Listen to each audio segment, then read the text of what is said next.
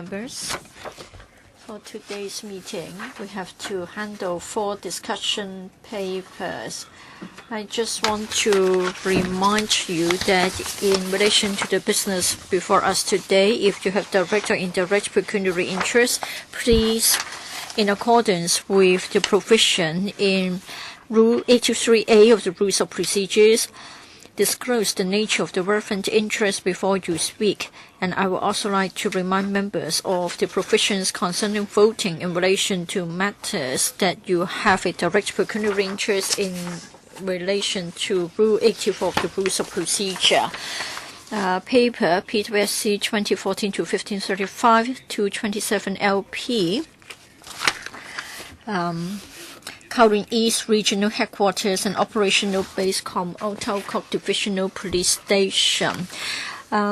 This is to upgrade the project to Cat A at an estimated cost of $2,964.9 million in money of the day prices for construction of Kowloon East Regional Headquarters and Operational Base-cum-Ngau Divisional Police Station.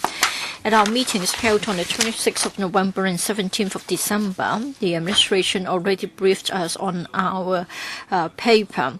Mr. Albert Ho, in accordance with paragraph 33 of PWSC procedure, proposed to adjourn the discussion of this paper. But then at the meeting held on 17th of December, Mr. Albert Ho's motion has been vetoed, and therefore we now move into the discussion of this paper. I just want to check with the administration if there is any wish to have a further briefing for us. No? Then in this case, please indicate your wish to speak. Now, those who are on the list are as follows: Albert Chen, James Toh, 4 minutes each. Thank you, Mr. Chairman. I think for any public works project, when we spend public money, we must be given an explanation, and the administration is accountable to us. Whether it is value for money, I think it could be controversial. And whether there is any abuse of power, any abuse of resources, I think it has been the heart of the it has been the center of a lot of discussion. After declared interest, I've been arrested and beaten up by police officers on many occasions, and I've been given an appointment to see them, and I might be arrested. Therefore, I have to declare interest, but I'm not going to target at the police just because of this. I want to know whether there will be any abuse of resources. In the past, there was this case in which a police officer indecently assaulted a female victim, and 7 CID officers arrested a protester. He was taken to a dark corner and he was seriously beaten up. Now, even in a public place, citizens have been beaten up, so you can't tell what would happen when it is to take place at another location. Now we are talking about policy issues rather than the specific facilities. Yes, there may be a video tape, but sometimes it may not be covered by any videotapes. So on this occasion, we're grateful to CCTVB for covering this matter.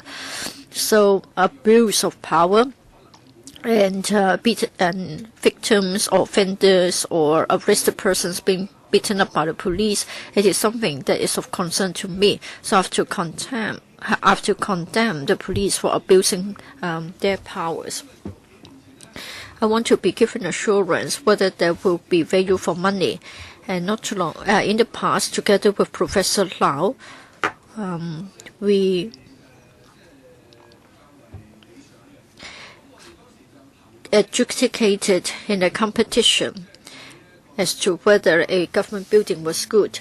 And at that time, we chose the one for South NT police region.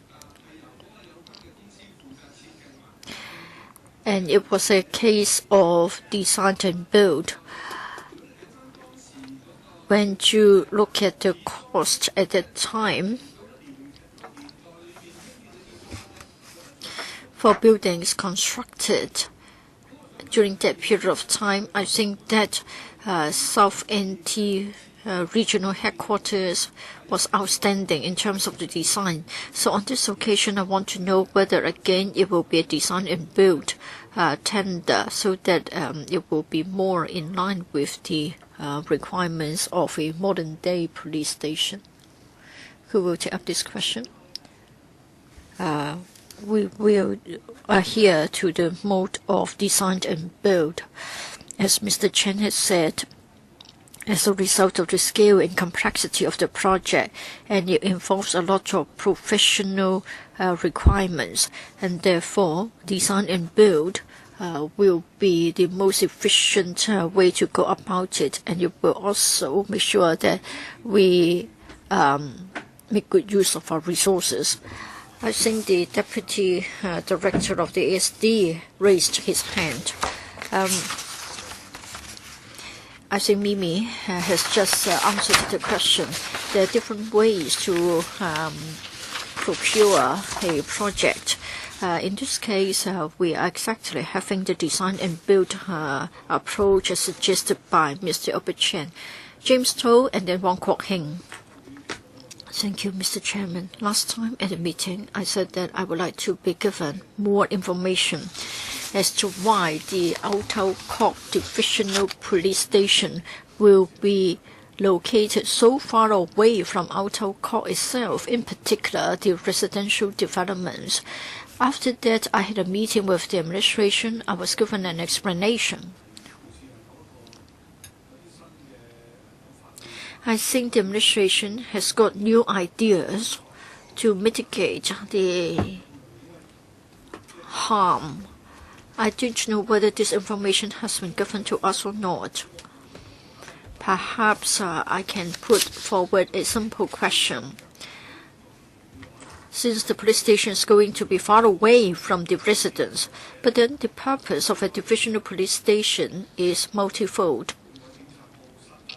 You may want to go to the police to report loss, and then you get a slip from the police station for other purposes, rather than for the sake of reports of crime. So the location being so far away from the residents cannot serve this purpose.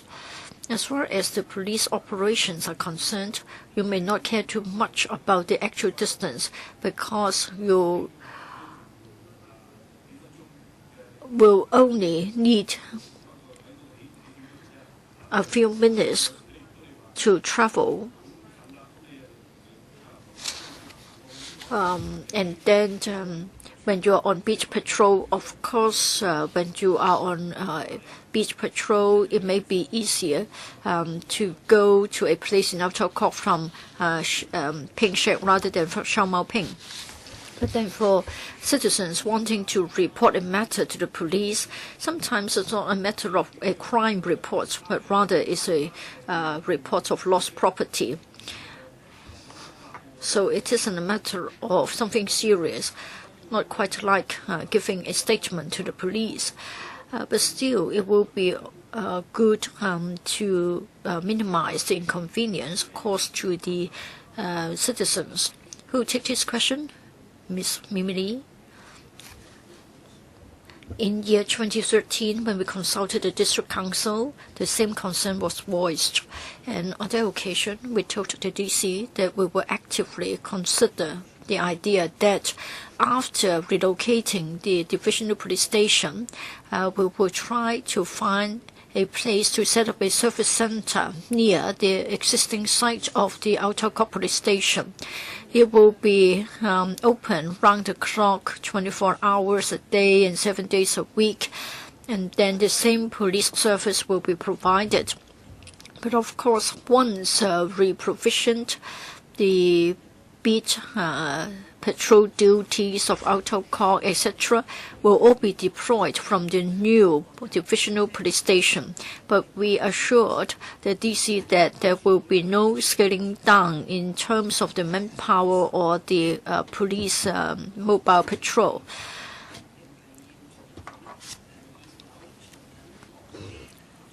We would make sure that the police officers will only finish the shift and leave the patrol area when their colleagues come in to take over the duty. Now, for the Outer Court Divisional Police Station and the Kowloon East Regional Headquarters, the existing police station and the new Kowloon East Regional Headquarters, so the distance between the two would be 4 bus stops. Mr. Wong Kwok Hing, Mr. Chairman, I support this paper. In March 2013, in relation to the project, the administration consulted Kwun Tong DC, Sai Kung DC, Wong Tai Sin DC, and Kowloon City DC. The 4 district councils were in support of the project. Therefore, I believe that the LegCo should take on board the views of the district councils. In fact, the 4 district councils, one after another, came to meet with the LegCo, and they had also put forward their aspirations. And this year, Chang-Kwon-O Divisional Police District, Chang-Kwon-O Police Division will be upgraded to Chang-Kwon-O Police District. I think in this way we can respond to the demands of the residents in Chang-Kwon-O because they want to enhance the police presence and efforts in Chang-Kwon-O so as to assure them of law and order. Therefore, I think we should give support to this paper. I would like to ask the police this question. For the Kowloon East project, before the project is completed, in the interim, I want to know how the police can assure us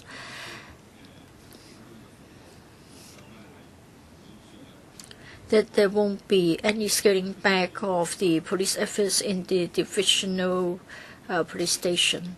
Who will take this question? Police? Who from the police?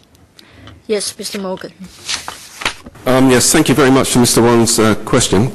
Kowloon East Region consists of 3 districts, currently each of which have 2 divisions. Wong Tai Sin has Sai Kung division with it, Sao Ma Ping and Nau Sa Kok, and Kwun Tong and Chang-Kwon-O.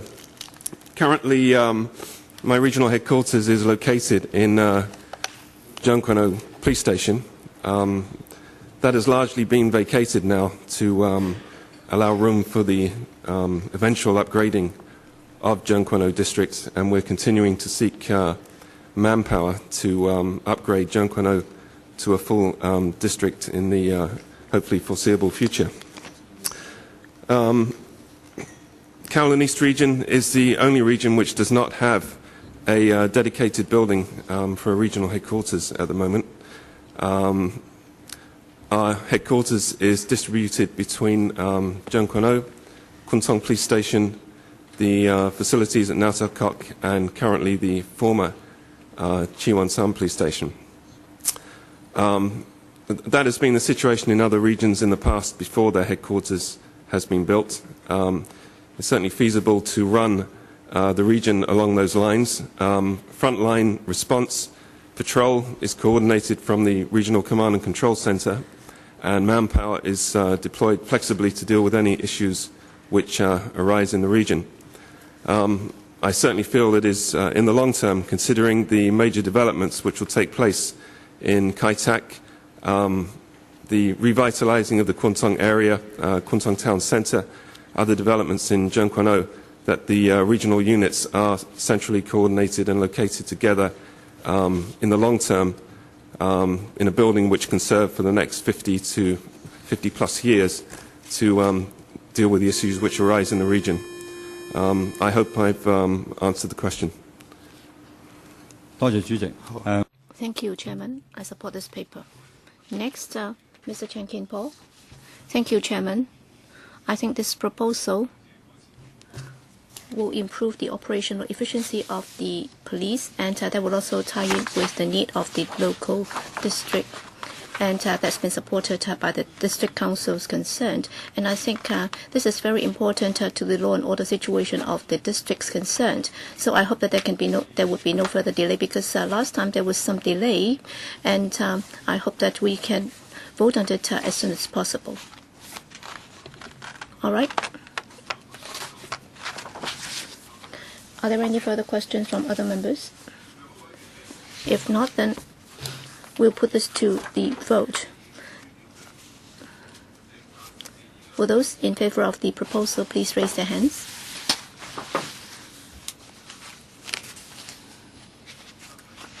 Eight. Those against, please raise their hands. A claim of division. So the division bell will ring for 5 minutes.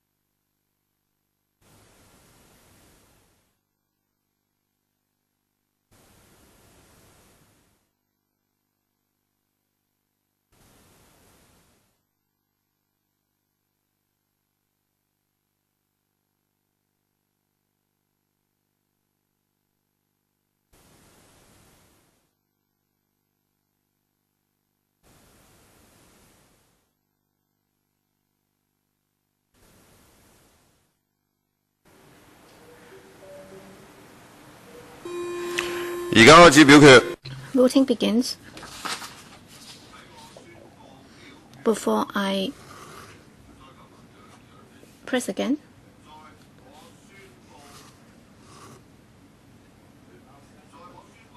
before I declare the result, please verify your votes. Voting is now closed, and the result will be displayed. And the result is 13 members present, 13 for, 16 against, no abstention. I declare that the item is rejected. Item 2, Head 706 Highways, paper number PWSC 2014-1536. Road improvement works for the West Kowloon Reclamation Development Phase 1.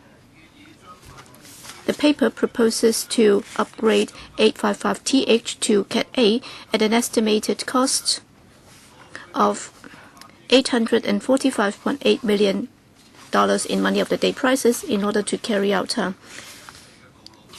the road improvement works for Phase 1 of the WKRD on the 11th of April 2014. The transport panel was consulted, and members in general supported the submission of the paper to this committee for discussion. And on the 9th of June, the administration provided a further supplementary paper. We have with us today from the THB and also the Highways Department and the Transport Department to answer members' questions. So can I invite the administration to make a statement before we discuss the issue? Mr. Yao Sheng Mu. Members, we hope that you can support our proposal to upgrade 855TH to Cat A at an estimated cost of $845.8 million in money of the day prices for the implementation of the road improvement works of Phase 1 in the WKRD area. Well, there are different projects involving residential, commercial, and transport infrastructure which will be commissioned, and that would give rise to some additional traffic demand. And we conducted a detailed study by the Transport Department, and the conclusion is that the existing road network would not be able to cope with the traffic demand in the surrounding areas. That's why a series of improvement measures have been proposed. And for the road network that has been completed, some of the roads are being built. And with regard to the current proposal to improve the road networks, that's part of the related program, and according to our latest estimate, because of the growth in traffic in the surrounding areas, some of the exits, for example, Canton Road and Austin Road Junction, and also Austin Road West, well, the junctions of these areas in the next few years will be saturated or be overloaded very quickly, and therefore we have to implement these road improvement works in order to improve the traffic situation in the area. As we are aware, along Canton Road, the traffic has been very busy. And taking into account the traffic need in our works project, we have already added in this additional arrangement so that Canton Road, so that the junction of Canton Road with Austin Road West would be widened, and also the junction of Canton Road with Ferry Street would also be widened. With the approval given, we expect that about a year or so after the commencement of works, we'll be able to complete that, and by that time, the traffic condition along Canton Road can be improved. Originally, the work should have started in July last year, but then as our funding request was not approved within the last term, that's why that has to be dealt with during this session, and as a result, the works have been delayed by at least 5 or 6 months, and also because of the validity of the contract will expire on the 1st of April, and if we are not able to get the funding before that date, then we will have to retender the project, and that might render the project to further delay, and the cost might go up further, and the consequence must not be ignored. Indeed, in April last year, concerning the funding request for this project, we already consulted the transport panel, and we obtained the support of members at the time. I hope that members of the PWSC can support our proposal so that the relevant road improvement works can start as soon as possible in order to tie in with the overall traffic demand in the WKRD area. All right, the floor is now open to members' questions. Any members? Dr. Lo Wai Kwok. Thank you, Chairman. Chairman, I speak in support of this project. The reason why the transport panel has supported this project, and it recommended that the PWSC should discuss this item. I'm sure members all understand that with regard to the roads in the WKRD area is already well known to all. Indeed, some colleagues of this council, if you have to go to Tsim Sha Tsui by car, then either you will have to go through the CHT or the WHC. The WHC should be a lot faster, but then because of the traffic congestion along the exits or the accesses to the WHC, the journey time might be even longer. So it's a very important livelihood issue, and therefore we have to support the proposal to improve these roads. And on an earlier item, in fact, it was also supported by the security panel and also the relevant district councils. That is the Kowloon East Regional Base and also the Ngau Kok Divisional Police Station. Well, it was just rejected by the PWSC, and I'd like to register my disappointment. I hope that members will be objective in scrutinizing the proposal, because this has a lot to do with people's livelihood. They are very important to people's livelihood, and if it's rejected by the PWSC, then I'm sure many members of the public will be disappointed. So once again, Chairman, I'd like to reiterate that I support the proposed the road improvement works for the WKRD. Thank you. Do other members have questions? Yes, Dr. Helena Wong. Please press the request to speak button if you want to speak. Yes, Helena Wong. Can I invite Mr. Yao to clarify? That is, if funding for this project is approved, then when will they be able to ease the traffic congestion on Canton Road, Austin Road?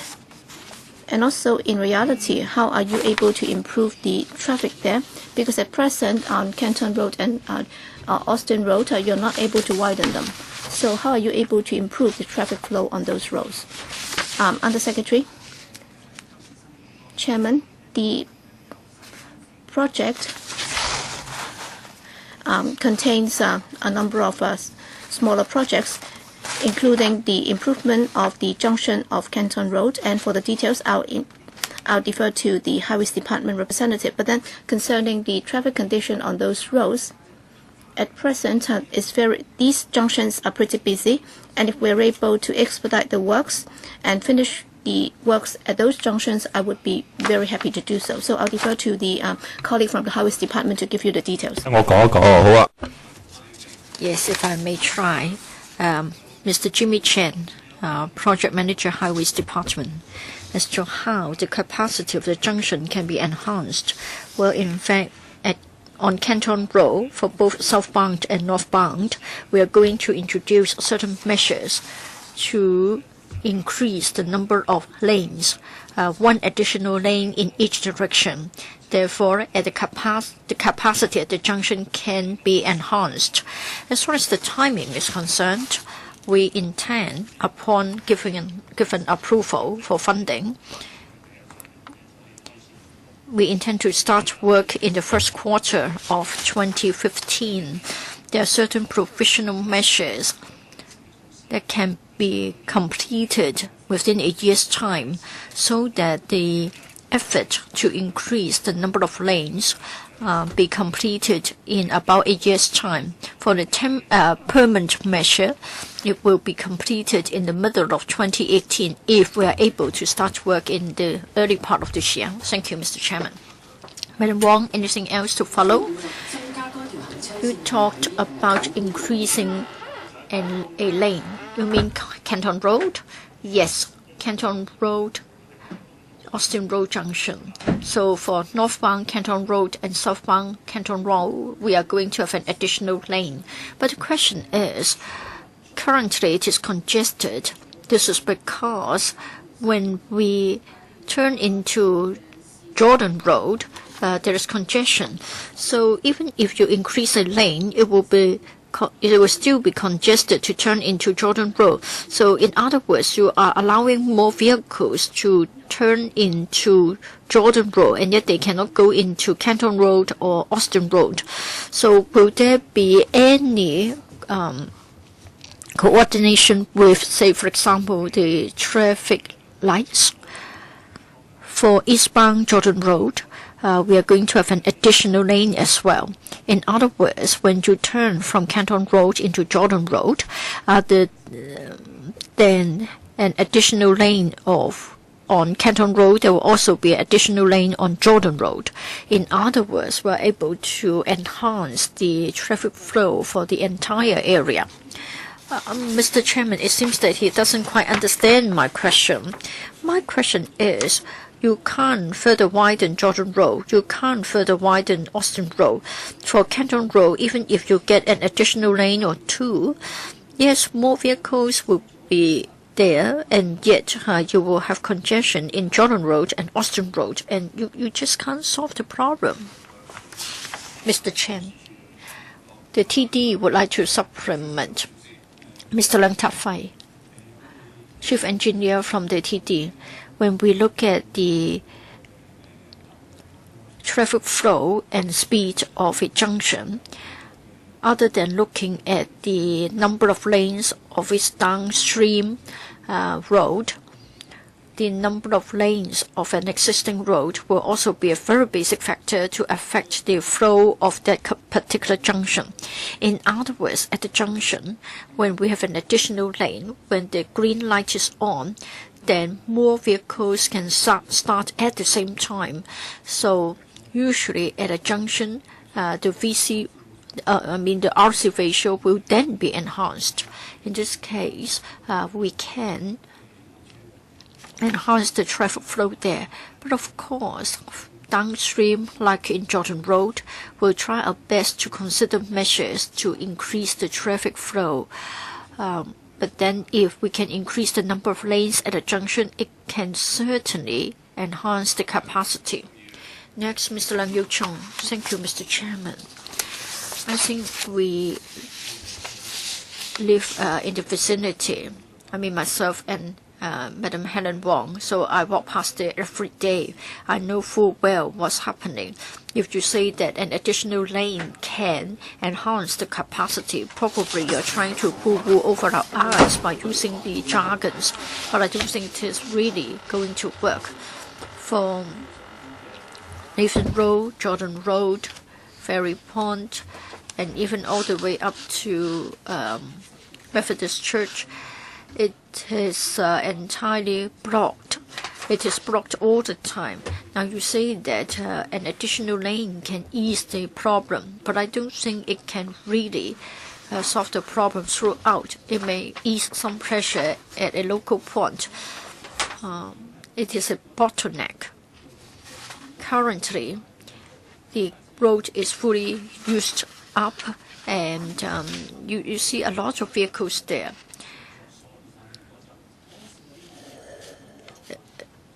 And even on Austin Road, congestion is serious. Even near the cricket ground, it is also congested. This is because next to Jordan, we have Hong Kong, and the traffic there is also congested. Perhaps in the longer term, with the MTR being commissioned, there may be some easing off. But I'm afraid that your proposal cannot address the problem, in particular during the peak hours. probably you need to have an elevated road or a submerged road or tunnel before you can really address the problem. I'm not convinced. This is because the number of vehicles is extremely high. I think, Mr. Yao, you are also familiar with the vicinity, and I don't think you don't know how bad it is. In fact, in Austin Road, on Austin Road, congestion is really bad. Mr. Yao, Deputy Secretary, if I may explain this exactly, because we know about the developments there, and we know that we must improve the transport network. And therefore, in the year 2008, the TD engaged a traffic consultant to look at the traffic in the entire area. There was a proposal to carry out a number of works.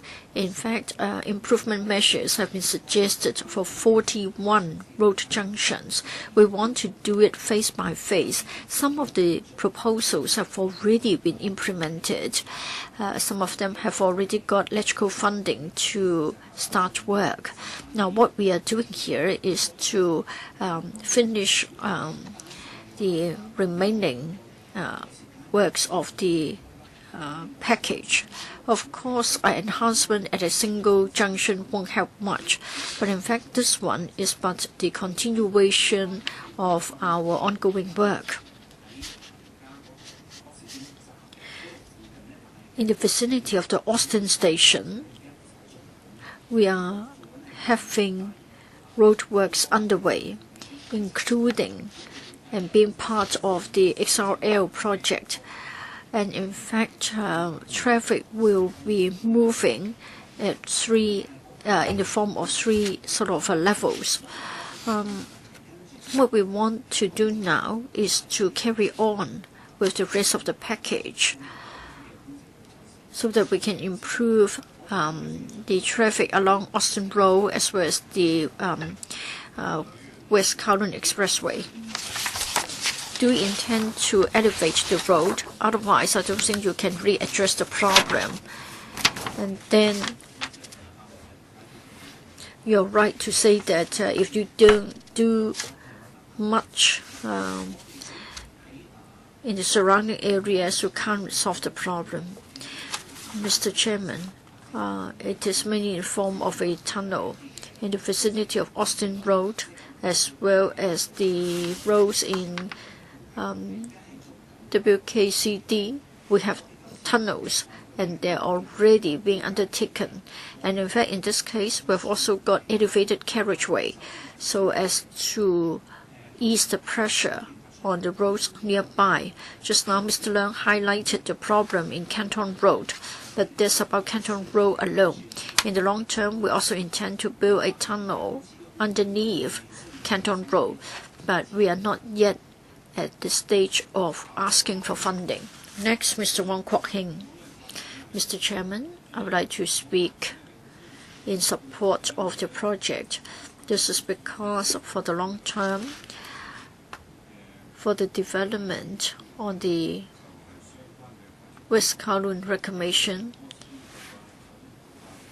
we have Austin Road, we have Jordan Road, we have West Kowloon Highway requiring improvement for the sake of the long-term development. Just now, Mr. Yao, the Undersecretary, gave an explanation. And he already told us that we need the improvement measures to tie in with the long-term development. That's all I want to say. No need for officials to answer. Any other members wishing to speak? If there aren't other questions, I now put this matter to the vote. For those who are in favor, please raise your hands. Mr. Gary Fan claims a division. The bell will be rung for 5 minutes.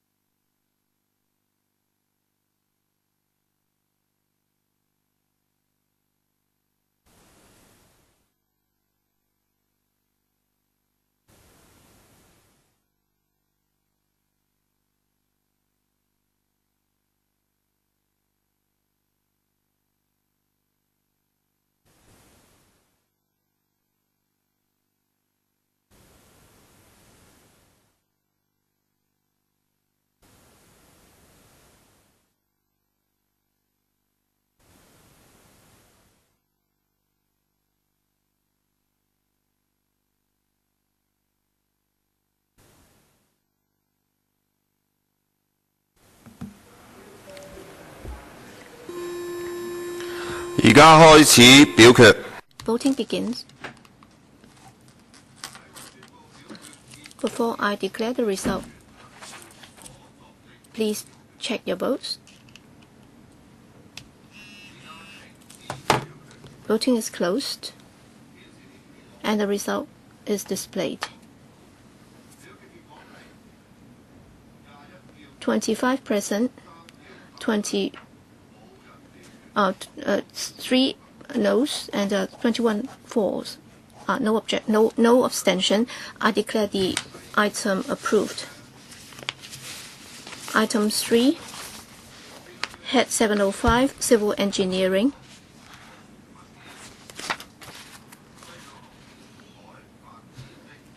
Road improvement works for West Kowloon Reclamation Development.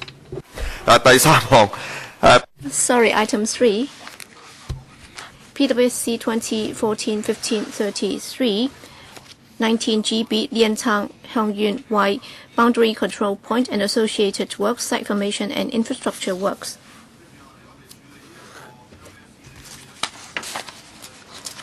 So this paper proposes to increase the approved project estimate of 19 GB by $8,719.9 million from $16,253.2 million to $24,973.1 million in money of the day prices.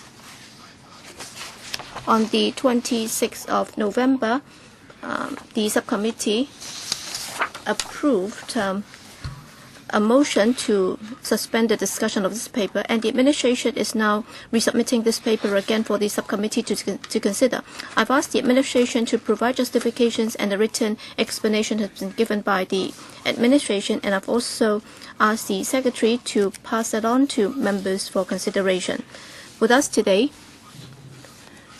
from the administration include the representative from the Development Bureau, the CEDD, so mainly they are from these two bureaus and departments. So can I invite the government officials to see if they need to introduce the paper? All right, Mr. Hon Chi Keung, Director of Civil Engineering and Development. I'm glad to explain that 19 GB is about site formation and infrastructure works for the Liantang Kowloon Y Boundary Control Point, and this is a new boundary control point, so we have to build an 11-kilometer long two-lane, two-way divided road to connect the Fanling Road and also the control point. So between Sha Tau Kok and Pingyang, there will also be an interchange. That will also become an important traffic infrastructure for NT North. In fact, the foundation or the basic works started in early 2013, and the contracts have been awarded amounting to some $13 billion. And for the progress of the works in terms of site formation, some 40% of that has been completed. At the Kowloon Y, the Chuk Yuen village's relocation work has largely completed. So on the overall estimate, we are not able to meet the cost. That's why we are proposing to increase the approved project estimate by some $8,719.9 million in order to raise it from $16,253.2 million to $24,973.1 million. We already went to the development panel last year for its support, and at a subsequent meeting of the development panel, I've already made a report, and then in early May last year, we managed to get the support of the panel, and it was recommended that the subject be passed on to the PWSC for discussion. Initially, we hoped that we would be able to get the funding from the FC before the middle of last year. That's to enable us to award a contract for a works project, and there has been a delay by 6 months already, and I hope that the subcommittee can approve this as soon as possible so that we can reduce the delay. All right, the floor is now open to members. Please indicate if you like to speak. Mr. Lang Kwok Hong? Yes. In fact, at the development panel, I already said that I was against this project. It depends on how you view our boundary control point projects. For the Hong Kong-Macau-Zhuhai Bridge is going to be completed shortly, but then one of the issues is that we spent a lot of money to build the roads and the bridges so that people from the mainland or goods and are being transported from the mainland to Hong Kong. But then in Hong Kong, we have done only very little about this. I think this project is somewhat better because you're actually connecting it with the Fanling Highway. But my question is, by diverting people to that highway, what support facilities or measures will be put in place? Let's say if the traffic flow from Lantau is going to be very high. Of course, I don't think that would be the case. So would that increase the traffic load of the North District or what? Mr. Hon? Well, in building this BCP, we conducted a very detailed traffic impact assessment. And of course, at a new PCP, if you have to build an 11-kilometer long due-to-lane connecting road to connect with Fanling Highway, the construction costs would be quite high because we're talking about a new BCP, and if you have to connect it eastward with Fanling Highway, and of course on Fanling Highway we have also conducted a detailed TIA, and Fanling Highway would also be widened. That's why I'm against it, because for the Lantau BCP, of course you're trying to divert the traffic. In other words, at different BCPs you're going to build these facilities, and of course if you cross the boundary through a particular BCP, then for vehicles from the mainland and people from the mainland, you will have to divert them to a certain direction. And what you're now doing is that at the new BCP, you're trying to build an 11-kilometer long road so that it can be connected to NT Northeast. Is that right? So you said that you did conduct an assessment, and that would also generate additional traffic. But then to what extent would that be? And also, do you really have to build that 11-kilometer long road? Without that road connecting with Fanling Highway, in terms of the utilization of Lantau BCP, will you be able to achieve the target? So in building the Lantau BCP, are you trying to divert the traffic to elsewhere? Because I'm concerned that that might give rise to traffic congestion. Or can you just divert it to another direction from Lantau? Director? Well, let me explain the situation. In fact, for Route 9, that's the NT circular road, so it goes west. That's why in NT North, near the eastern part, we do not have any traffic infrastructure, and you will have to rely on Sha Tau Kok Road. And therefore, to build this 11-kilometer long road, it's not just connecting the BCP with Fanling Highway, but then in that locality is going to be a very important traffic infrastructure. And of course, with the new BCP coming into operation, of course, we've already built or carried out other road improvement measures. That's why there will be about 17,000 vehicle trips every day upon the commissioning of the new VCP. Do you have any further questions? Yes. My next question is, does that mean that when you build the Lantau Hung Yuen Wai BCP, in the process, you already had in mind that the additional effect is that it's not just going to be connected with the BCP, it will also help ease the traffic congestion in NT Northeast. Is that the case? Director, as I've explained, in the northeastern part, we lack an expressway network. That's why we'll be able to kill 3 birds with 1 stone. That is, we don't just connect it with the BCP, and then for the local residents, that would also provide them with an additional traffic infrastructure so that they can move around more easily. Mr. Leung, you will have to line up again, because 2 more members are in the queue now. Okay. Next, Wu Chi Wai, and then Lo Wai Kwok. Mr. Wu first. Thank you, Chairman. a related work is the Liantang BCP project. At the development panel meeting, we already asked the administration, that is with regard to the entire BCP in terms of the utilization rate for people and vehicles, what's the estimate? Because in the discussion of the BCP for Liantang, it's been pointed out that originally we estimated that there would be an annual growth of some 6% in terms of vehicular traffic. But then during the past year or so, that only grew by about 1%. So if you look at it from the perspective of vehicle or vehicular traffic growth, would that be in line with our original estimate? And secondly, if you look at the Shenzhen-based situation, in fact, last time I asked a similar question. The original design, in terms of the capacity, we're talking about some 40,000 trips, but then in fact we only had about 10,000. And if you look at the connecting road, we built that on the basis of an estimate of 40,000 vehicle trips a day.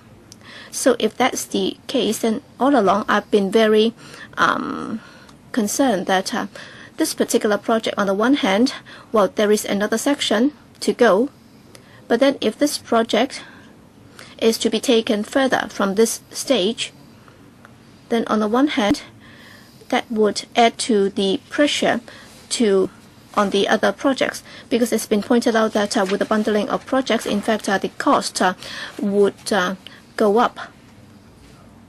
And thirdly, as Mr. Horn also said, well, there's another project underway which is not entirely in parallel with this one. But then at the downstream, we're talking about the widening of Fanling Highway. In other words, from Shuttlecock Road coming down, there is another section of the road being widened. So to what extent would it be able to accommodate additional traffic? And what's the estimate? And assuming that, taking into account the traffic congestion of the entire area, so can we reset the priorities, and will that be able to cope with the situation? I'd like to listen from Mr. Horn. Yes, I understand the concern of Mr. Wu. This is not the first time that I've heard it, because he's concerned that with the vehicular growth, could it be that we might not be able to achieve the original target? In fact, the purpose of these projects are about very long-term targets or projects. So we have to come up with a very long-term estimate, and therefore we might not be able to achieve the target within a particular date. And of course, Mr. Wu is asking about a specific date and the figures, and we are collecting the figures from the Development Bureau. With regard to Liantang BCP, well, we expected the trips to be about 17 to 18,000 trips a day. So we were talking about 2023. But then as regards the growth, that would tie in with the economic situation. It might be higher or lower. But then other than the vehicular traffic, the BCP will also be dealing with people growth, traffic. So we are talking about some 30,000 a day. So when it comes to the people flow, we are actually talking about an 80% growth during the past 10 years. And at certain BCPs on certain days, it has already exceeded the design capacity of those BCPs, and that's why to come up with this BCP in the eastern part, that is to tie in with the situation in Shenzhen, because they are now doing a regional expressway. Chairman, allow me to overrun a little bit, because you're talking about Eastern in and Eastern out strategy. I think that's a very good concept, because very often the traffic congestion would be in the eastern part of Shenzhen, and on our side, if we do not have a BCP at the eastern part, then they will have to go through Mankamto and Shuttlecock, and because of the geographical location, the extent of us expanding that any further would be limited. That's why we have to come up with this Liantang BCP in the eastern part, so that in the eastern part we will have a sizable BCP to tie in with the people and goods flow. And the second question is about Fanling Highway, and will be widening that so that an additional lane can be added. In the long run, we'll be able to accommodate an additional 1,400 to 1,600 vehicles a day. And in doing that, we have already taken into account that more vehicles will be coming down to Fanling from that BCP. Next, Lo Wai Kwok. Thank you, Chairman. Mr. Chairman, at the relevant panel and at this PWSC, I think a lot of time has been spent on the discussion. We aren't talking about whether we go ahead with a new project. Rather, it is a matter of increasing the approved project estimate of an existing project. As to the rationale, I think the officials who are here today have repeated the information many times, and we have been getting the information time and again in the Q&A session. Now, project is underway, and I know that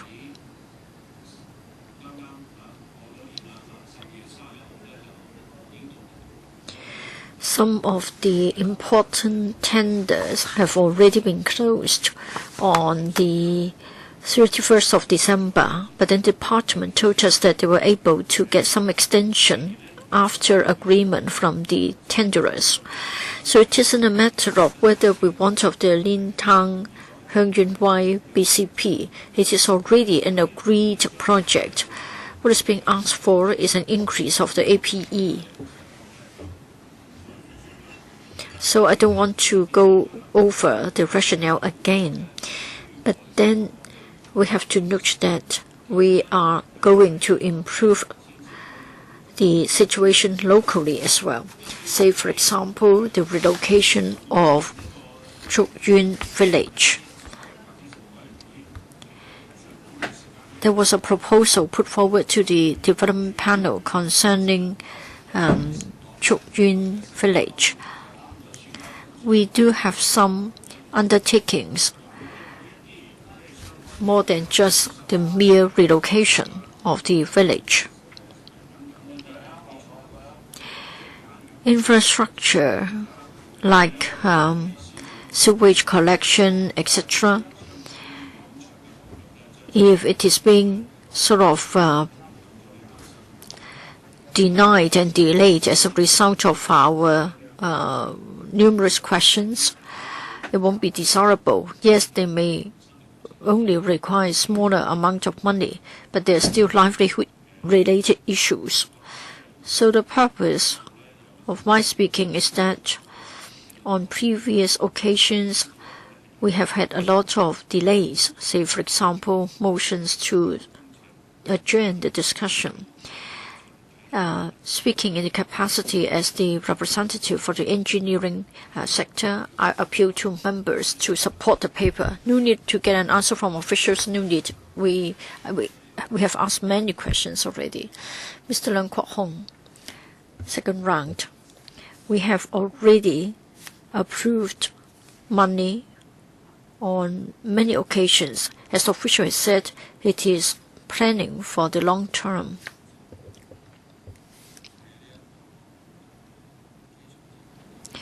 I think the airport railway is an outstanding example and has caused the MTRCL to suffer from a heavy financial burden.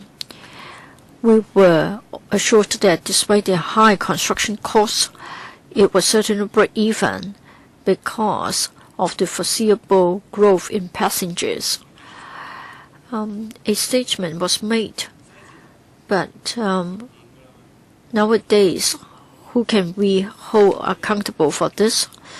It was very expensive, and then the same is true for the XRL. Money has already been spent, and then for the West Rail, we have already spent money on a number of facilities, and yet they are not being put to good use. And at the same time, we have to pay for the maintenance. Now, once again, you have told us that it is for the sake of long-term planning. Can we plan for Shenzhen as well? Now, you talk about east in and east out, but that's what they want, and so we have to dovetail. Now, for the Hong Kong-Zhuhai-Macau Bridge, it is going to be the biggest joke in the world. No one's going to use it. Now, Mr. Lo Wai Kwok would always say that the more the better when it comes to construction. Now, go to Japan. You see that there are many white elephants. Now, in the past, they would like to build an airport for a small town, a small city, thinking that sooner or later, visitors will be attracted. But of course, they have got their own system. The government would raise money to build the airport to benefit the people, in particular rich people. Now, since we have had the biggest joke concerning the airport railway, how can you assure us that this won't be repeated again at Liantang? And then to improve the traffic in Northeast NT, why don't you just build a railway? We have asked for a circular railway, and you haven't done that. Everything has been shelved. So I can see that you just follow the words of Shenzhen. Now, all out of a sudden, they would like to create a number of white elephants so as to create wealth, and you just follow suit. I, on my part, won't grant you the money, even if others would criticize me. I haven't seen a place which is interested in building a lot of links with other districts, other cities, while not caring about the domestic traffic. I won't give you the money. This is not filibustering, because I think this is outrageous. I won't give money. Otherwise, 10 years down the road, I'll be accused of giving approval. That's all. For Michael Tian, I think he knows, has been asking for improvement to our railway infrastructure. We want to have an additional link, but then we're not going to get it. So even though it is reasonable, since it hasn't been demanded by the mainland, and so it won't be built. Mr. Hon, would you like to give an answer? Just a brief word. According to our experience, infrastructure projects won't become white elephants. Well, in this case, you have to demolish the airport railway. They are suffering because they have to, and therefore they have to lower the prices. Don't have a dialogue with Mr. Hon. Dr. K.K. Kwok and then Michael Tian will speak in that sequence. Thank you, Mr. Chairman. I speak in opposition to the project. I think this is a political project. This is for the sake for the BCP. The Shenzhen Bay BCP is already a classic example. The patronage and the usage rate are much lower than expected. In the future, we're going to get the XRL. We won't agree, we never agreed that it was something needed by the Hong Kong citizens.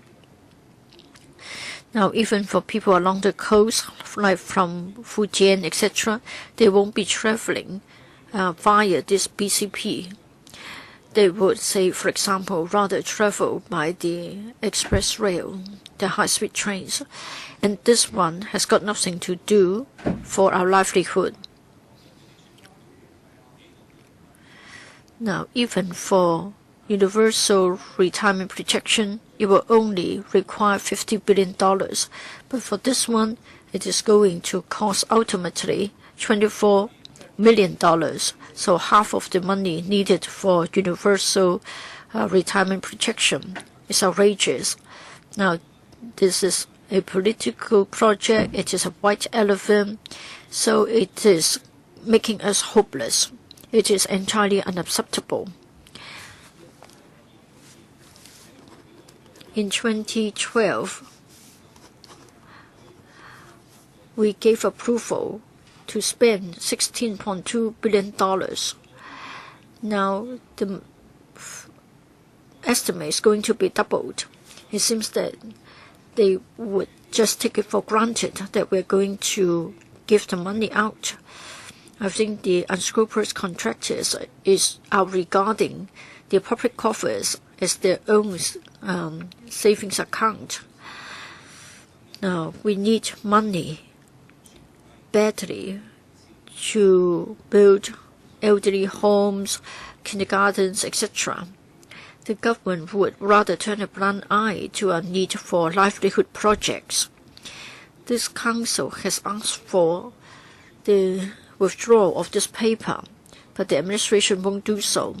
This is not being responsible and not responsive to our angry voices. I don't need an answer from them. Even though Dr. Kwok doesn't need an answer, I'll just check with officials to see if they want to give an answer. Mr. Hon, for Shenzhen Bay BCP in August last year, on average, 110,000 people passed through the BCP, so it's reached our capacity.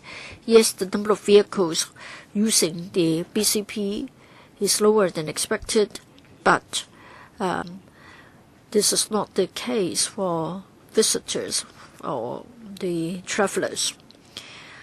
So, according to the statistics of the Planning Department, 70% of the people passing through the BCP are Hong Kongers. Either they go to the mainland to work, or we have Hong Kong children coming over to go to school. Thank you. Mr. Michael Tian. Thank you, Mr. Chairman. I would like to objectively study this project. I think we are caught in a stalemate. I think there are only two issues. First, whether the project is necessary. Second, does it mean that we're going to have the project at any price? Do you agree with me, Mr. Chairman? I think we need to look at the two issues objectively. Different people have different views. The government has got its own view. Some members think that it is necessary, others think not. In the past, before I joined the LegCo, I think everybody was in support of this project, so there must be a reason behind the support. In April 2012, the LegCo thought that it was necessary. Now today, there are members saying that they won't agree to the project, but I don't see any dramatic changes in the interim 2 years, rendering the project no longer necessary. So objectively speaking, the first argument doesn't stand. That is, we don't need the project. Now come to my second point. If it is a project that we need, does it mean that we want to have it at any price? I want the departments to tell us the following. If we are to stop it, I want to know how much has already been committed, how many tenders have been awarded for the $16.2 billion as well as the $1 billion to $2 billion already overspent. I want to know about the commitment. How much of our public money will go down the drain if we are to suspend the project. And of course, there is the possibility of the government being taken to court. Director, $12.3 billion worth of contracts have been awarded. Some of the work hasn't been completed. What do you mean by halting it? Well, we have already committed ourselves. We have signed the contracts. Therefore, if at this moment we are to terminate the contract, then I can foresee that there will be a lot of claims. I don't have the specific figures with me. Quite a lot of work has been completed. Well, don't you think that you should also estimate so as to give us an idea, so that those who are trying to stop it would know about the picture. So if you said that some $12 billion contract have been awarded, so the general community might think that, all right, if it's just some $1 billion, $2 billion is worthy of its while to scrap it. So I'm sure you must have done some estimates. So why can't you share that with us? Chairman, I think it involves a more complicated issue of claims that arise from these contracts. I don't have a specific figure, but then the administration has already signed several contracts with the contractor, and that's a very serious commitment on the part of the administration. But then how about the legal liability? Would it amount to $12.3 billion?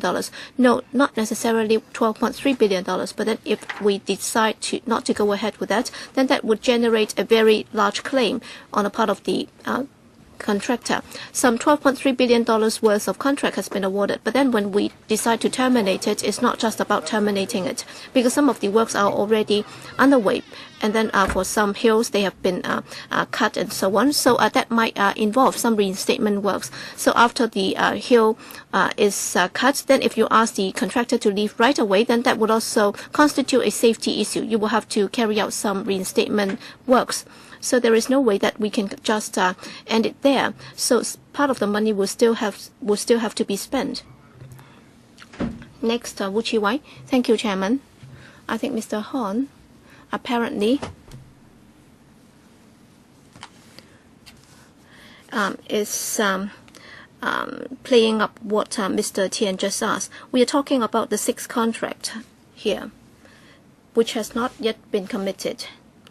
But then, as the tendering price that has been received has already exceeded the approved works estimate, that's why they are seeking additional funding in order to award the contract. In other words, what we are facing is not just about cutting the entire project altogether, because part of the works are already underway. But then it's just because at this stage you are not able to complete it within the budget. And also, if you try to link it up with the Liantang project, in fact, both would become something that we don't really want to complete it within the near future. So we have to clarify that, or else the public might have thought that, well, in rejecting this project, we are actually trying to cut everything altogether, and even if it involves the payment of compensation. So I'd just like to clarify this here and put it beyond doubt. And also the reason why we are calling for a halt of everything, so that we can reorganize the priorities of our works projects. That's because what we can see is, in fact, if you look at our infrastructure projects, the cost has been rising.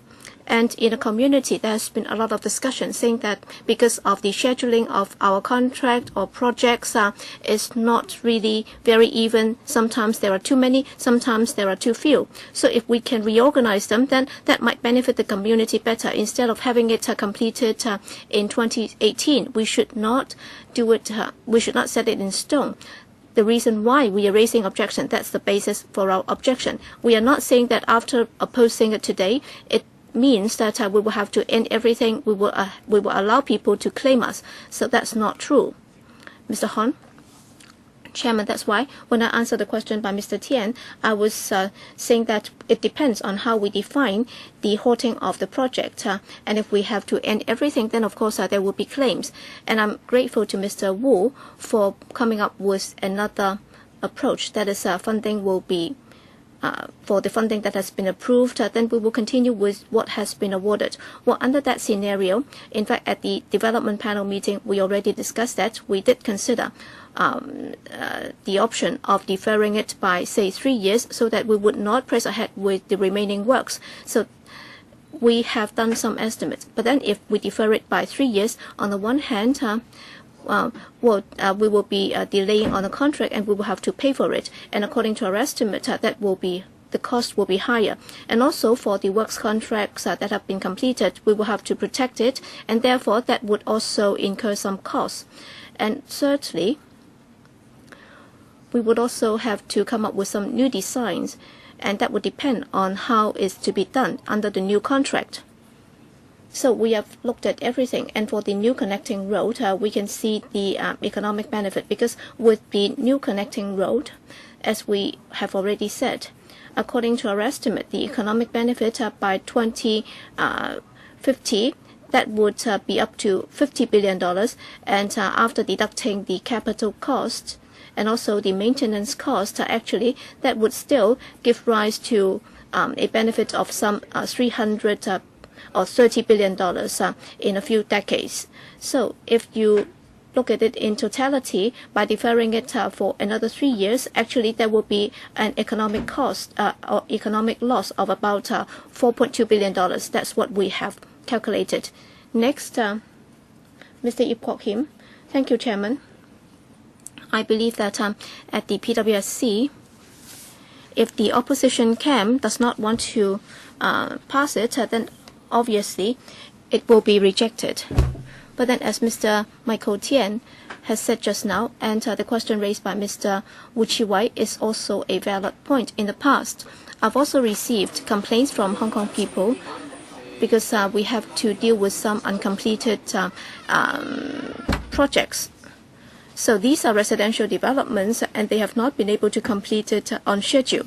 So in simple terms, given the funding that has been approved so far for this project, if we delay it, as suggested, if we can resolve everything by delaying it, is that the case? And secondly, is it just a matter of cost? In other words, Hong Kong people will have to pay more for this.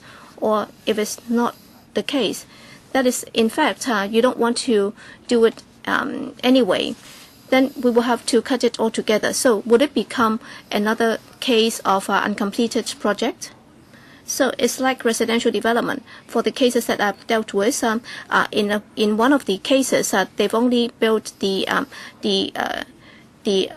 external walls without the inner substance. So what is the current state of the situation, so that we can have an idea as to what is happening on the ground? This is not a new project. This is not a new plan. You can decide to go ahead or not to go ahead with it. But then it's already something underway because it was a decision taken in 2012. Obviously, it's not something that this term of electrical members decided to do within this new term. So the impact would be significant. So I think you will have to let Hong Kong people know very clearly as to the consequence. I think that would be more responsible. Mr. Hon, I think for the contracts that have been awarded, there are 3 in total, and one is near Hung Yuen Wai. It is site formation works, and about 40-50%, and it's already 40-50% complete. As I said, the village there has been relocated in order to vacate the space for the new cross-boundary building. And the other one is at the interchange of Fanling Highway, and is already rigorously underway. So the widening works are underway. And the third major contract is the tunnel.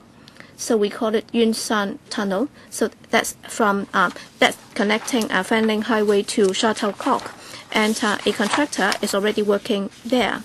And if we do not approve the contract for the remaining contract, that is contract 6, that is on Sha Tau Kok Highway, is to be connected with Chuk Yuen Village. So that's the new BCP. And if it's not connected, then basically this 11-kilometer long road will lose half of it. So half of it will not be materialized. That's the tunnel section. So in fact, after completing the existing contracts, we will only have half of the tunnel, and we will not be able to accommodate the original capacity that we have designed. So we will have to protect it. And if we do not get the remaining funding, then the tunnel will have to be left vacant, and we will have to protect it and see how we can make use of it, because it's only part completed. Mr. Yip, that if that is the case, then is my understanding correct? Can I describe it as an uncompleted project, like what is happening in the residential development projects? Well, I don't think it's proper to call it an uncompleted project, because by calling it uncompleted project, it means that we're going to leave it there without using it at all. No, I don't think that will be the case. Does any other member wish to speak? If not, then I will put this to the vote. Will those in favor please raise their hands? Mr. Gary Fan claims a division, and the bell will ring for 5 minutes.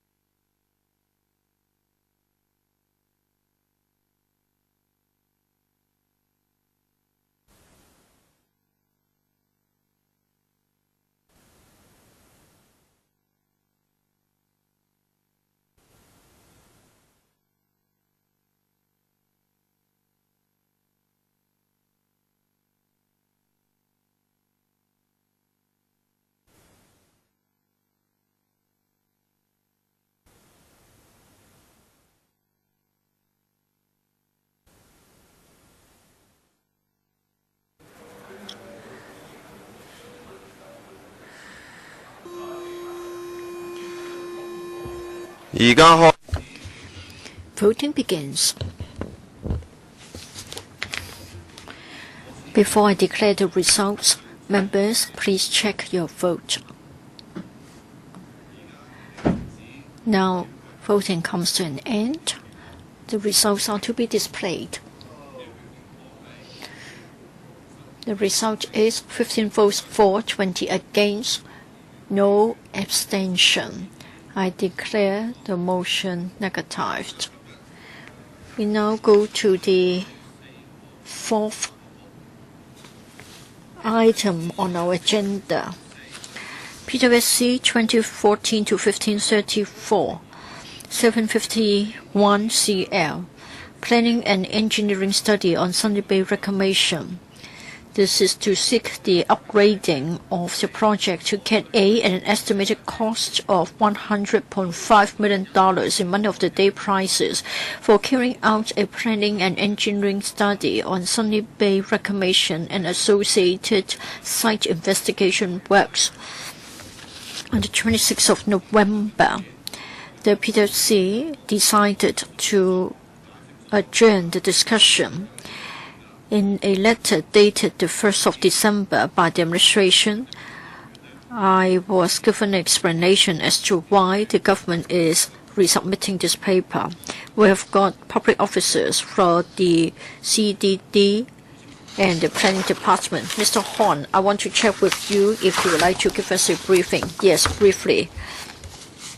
We'd like to have a detailed planning and engineering study on Sunny Bay Reclamation. Well, for Sunny Bay Reclamation, well, in fact, we have picked 5 near-shore possible reclamation sites after 2 years' work for enhancing land supply strategy, reclamation outside Victoria Harbour and rock cavern development. We need more land so as to cope with population growth, improve quality of living, and for long-term development. The administration would like to adopt a multi-pronged approach and would like to increase land supply by reclamation outside Victoria Harbour. In the second stage of the PA exercise, 5 nearshore reclamation sites have been proposed. Most people are in support of having Sunny Bay being reclaimed so as to have land for hotels, retail dining, government institutional community uses, and land reserve, etc. For 75 CL, we'd like to upgrade it to Cat A so as to carry out a detailed planning and engineering study. And we would certainly look at the environmental impact so that we can move on to the next step. In April last year, we consulted the views of the development panel, and we also secured the support of the development panel. We'd like to get the funding ASAP so to start our work ASAP. For members who would like to speak, please indicate your wish. Anybody else who would like to ask questions? Mr. Albert Chen, followed by Dr. Lo Wai Kwok. Mr. Chairman, this is to express my position for the proposed reclamation at Sunny Bay. I think it is going to have a disastrous impact on the maricultural zone of Ma Wan. Last time I already told you that Ma Wan residents opposed the proposal, but Mr. Christopher Chung adopted a high profile and said that Ma Wan fishermen were in support. But I asked the Ma Wan fishermen whom I knew, they said that none of them would be in support. Now, if the DAB members try to say that there are Ma Wan fishermen supporting the project, please make sure that we are having genuine Ma Wan fishermen giving their support. Do you have minutes of their meeting? Do you have anything in writing? In the past, for the Lantau reclamation, Penny Bay reclamation, airport reclamation, etc., all of them have brought a lot of impacts on the fishermen of Ma Wan. But then the FCD would never acknowledge this.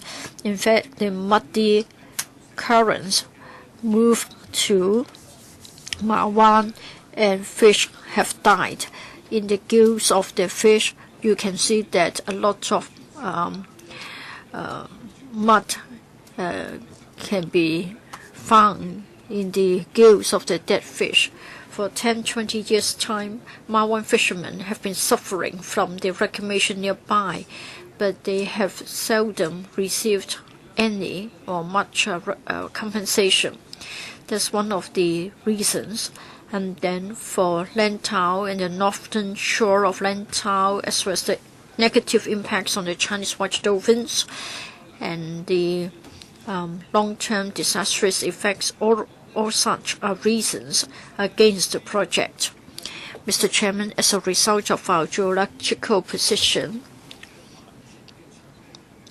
Ma Wan has been the breeding ground for many species of fish, and for Penny Bay, again, it has been the breeding ground for a lot of the local species. With the reclamation of Penny Bay, we've seen a drastic drop in the number of local species. Now you need to keep Ma Wan, otherwise we are losing the breeding grounds. For Sunny Bay, yes, half of it has already been reclaimed for the construction of North Lantau Expressway. For the rest of it, I think it is still suitable as a natural breeding ground. If you reclaim the coastal bays one after another, then we'll lose everything. The FCD is supposed to protect the fishermen. It is supposed to facilitate the development of fishing industry. But in fact, it is the prime offender.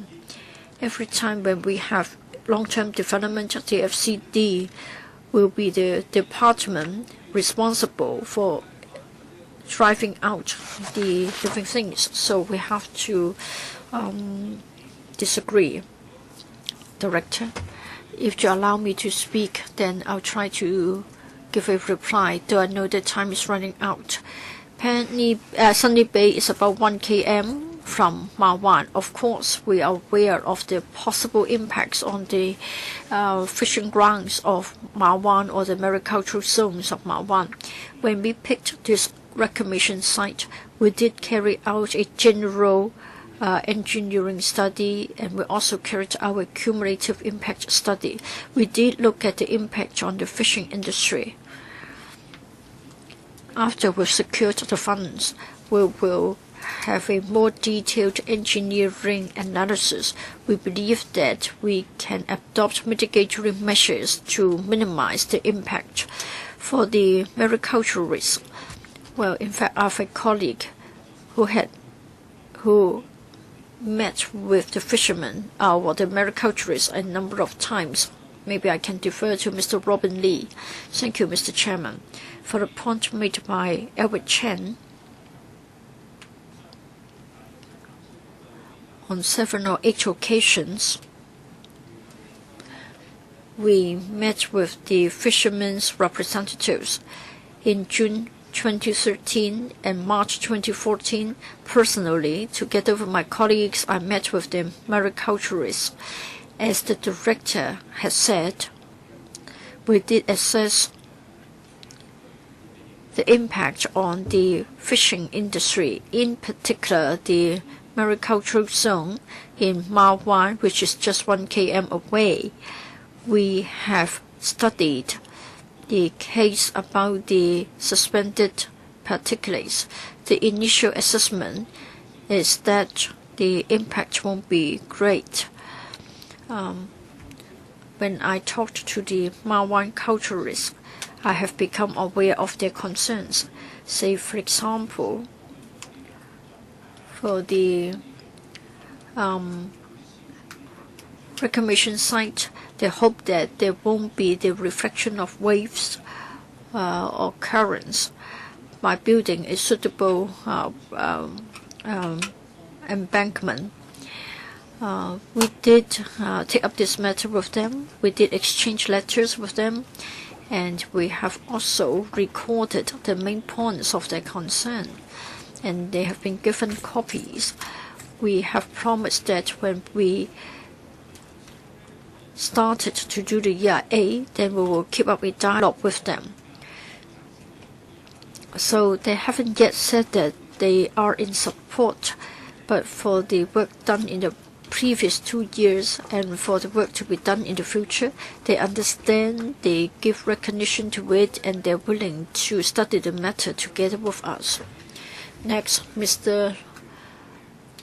Lo Wai Kwok and then Leung Kwok Hong.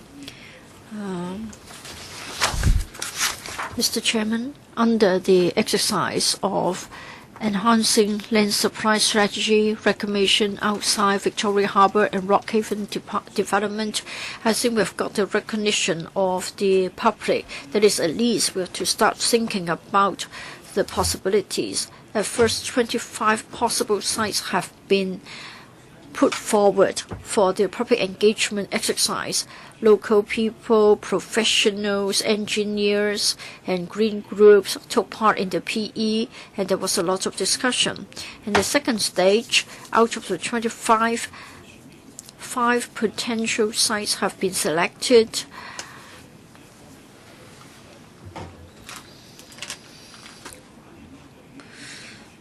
The response or the feedback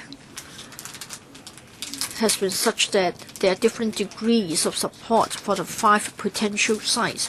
But then for Sunny Bay, I think it has received relatively more support.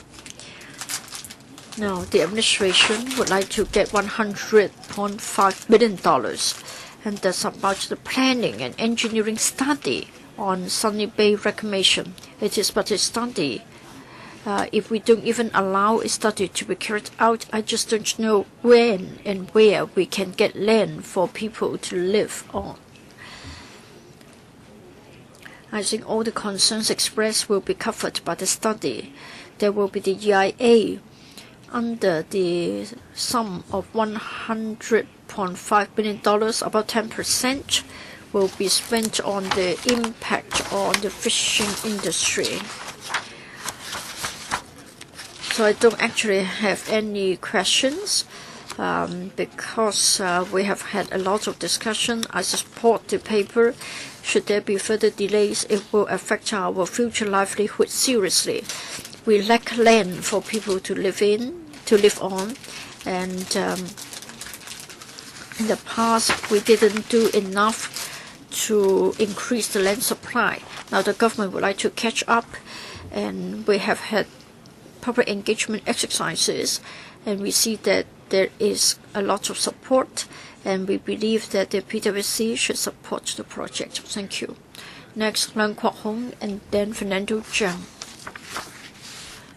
I think Albert Chan performs poorly. I think he thought that Christopher Chung said that Ma Wan residents are in support, but in fact it's not. It's a forged support, and then it's a matter of being scheming with the language. At first it was called Yen O, and then now it's called Sunny Bay. You call it Sunny Bay in English because of the Disneyland at Penny Bay. Now you built a railway station at Sunny Bay, and then you started to have a lot of development, totally disregarding the fish. Now for Dr. Lo Wai Kwok, he always says that we lack land, we need more land. But then if we have to form land, then that would cost money. All right, Mr. Leung Chun-ying is supposed to resolve this problem when he took office, but then would he have the guts to ask the property developer to hand back the land, and under Cap 105, because of major public interest, we can always resume the land on market prices. So would he dare to do so? So that applies to PLA land and also other sites. So why do you have to spend so much money on forming the land and so on, and then for the abandoned land and also for sites that have been left idle, all right, they are just holding up land so that they can use it for land exchange, or the PLA is just taking up land without actually using it. And also for the golf course, you're actually allowing the golfers to take up these sites. So where can we find such a stupid government? All right, in Singapore, actually there is nobody who is able to hold up land. So I'd like to put this to the administration. All right, so how many sites have been hoarded up by the developers in order to use them for land exchange? If 1/10 of that can be used, then you would be able to build a lot of flats. So you do have public powers, and if you do not clear the sites, then you're actually asking people to apply for an injunction so you can clear out the sites. So you're claiming that you don't have land, and then you use a lot of money to develop this site, because these are greenfield sites. And then you will have to build a railway in order to connect it. And then the MTRCL will be able to own the land, and then it can work hand in hand with developers. So it's like what Li Ka-shing has been working on. So what's that residential development is the Lohas city, all right? You connect it with a railway, and then you work with Li Ka-shing, and then he would build some flats which will suffer from the odor from the landfills. All right, why don't you just shut up? All right, we have so many sites being hoarded up by the developers. Would you be prepared to liberalize those lands? So if I were to run in that election, then I'll be able to win, because I can say that the 4 developers have been holding up land, and if they do not rehabilitate the land by refarming, and if you just allow the developers to make huge money from that, and if you do not develop it in 2 years, then you will have to resume it under Cap 105. All right, that's the end of that spells the end of the system. All right, Lo Wai Kwok, what are you saying? Why don't you just comment on that? There are so many sites there. So would you be in favor of that? All right, so much money has been spent, and you have refuge everywhere, and still you only get such a small piece of land by reclamation. So would you like to comment on it? Well, I'll be very brief, Chairman. In fact, the administration has been adopting a multi-pronged approach in increasing land supply, and the subject under discussion is reclamation today. And then since the 70s in the last century, that's been a very important means to obtain additional land. I can give you some figures. Well, during those periods, for every 5 to 7 years, we would be able to come up with 500 or 700 hectares of land. And now we have only been able to use some 27 of the population is living on that, and some 70% of the office accommodation is on new reclamation. For example, in Sha Tin, Cheung Kwan O, and Tai Po, land has been obtained by reclamation, and there are many advantages by obtaining land through reclamation, and therefore we hope that we can have a new piece of reclamation land in Sunny Bay, and I hope that members will support it. Yes, Fernando Zhang. Thank you, Chairman. I speak in opposition to this item. I do not see any necessity to reclaim the land here. Yes, when we say that if we can come up with a new piece of land for Disneyland by carrying out reclamation, in fact, at Penny Bay, it already caused a lot of destruction, and the works were carried out in 2 phases. In the first phase, some 200 hectares of land were reclaimed, and then in the second phase, about 60 hectares. And now, looking at the map on Google, why don't you just browse the web, and then you can find that out. In fact, for the reclamation land that has been used by Disneyland, well, they have not been able to use the whole site in the first phase, and for the second phase is still left idled. So you're talking about some 280 hectares of land. So altogether, what does that mean? We're actually talking about the entire area of the Science Park, and also the 3 industrial estates that is in Tai Po, Yuen Long, and Cheung Kwan O, and together with Cyberport. So we're actually talking about the size of all these added together. And if you have further reclamation, about 1/3 is now left idle without being put to any use. Okay, in so Jiangguan is on the opposite side of Sunny Bay, where you're proposing to reclaim. All right, if these sites are left idle, and if you want to reclaim more, I don't really understand why you really enjoy so much reclaiming the sea. Are you waiting for people to buy up the land so that mainland enterprises can come over and buy up those sites? So in phase 2 of Penny Bay, so for how many more years do they have to be left idle? Mr. Han? Chairman, I think Dr. Chang is referring to Lantau southeast. All right, there are 2 phases to Disneyland's development, and I understand that they have got new planning underway, and there are new projects coming up. And specifically, I'd like to point out that you're referring to Reclamation Area 2, and that site has been reserved for the expansion of the Disneyland. And in the revised master layout plan for Lantau that has been marked. And for the remaining site, it's going to be an entertainment and recreation hub. As to what use will be put to in the future, well, after approval has been granted, we will conduct a detailed study, and then we will see what uses the site can be put to. In other words, you have 60 hectares of land being left idle, and then you're going to reclaim it so that you'll be putting it, you'll be leaving it idle, and then you discuss how it can be used for. And then for phase 2, well, setting aside the remaining lots in phase 1 that have not been put to any use at all, for how many more years do you have to leave phase 2 idle?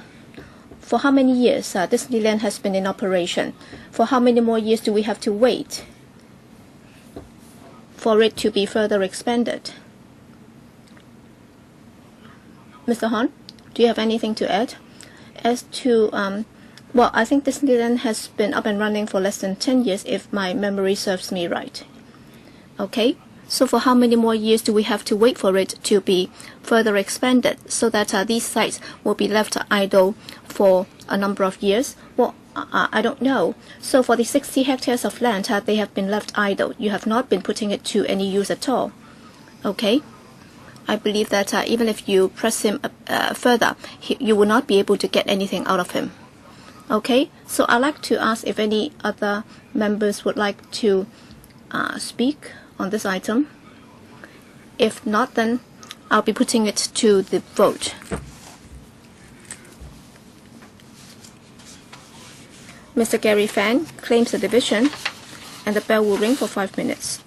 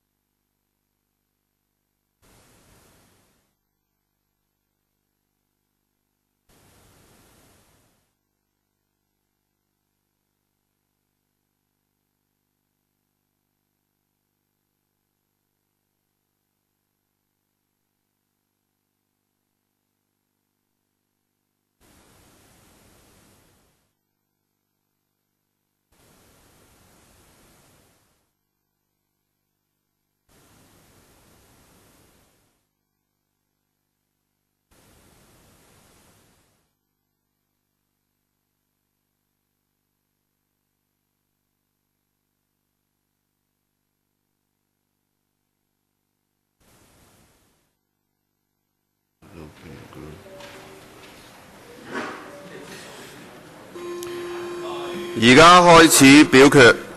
Voting begins. 喺我宣布表決結果前， Before I declare the results, please check your votes. 而家停止表決。 Voting is closed and the results will be displayed.